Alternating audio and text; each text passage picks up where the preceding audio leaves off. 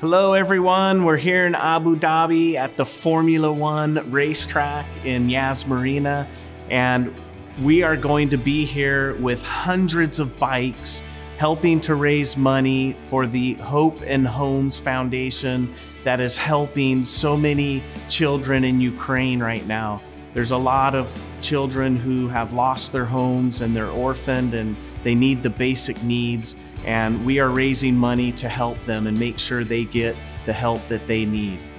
Now you can join us in this effort by clicking on the link on the screen, and you can sponsor someone who is walking or riding their bike,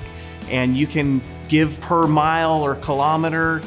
donation, or you can just give a flat fee, and this will definitely help our effort in helping the children in Ukraine.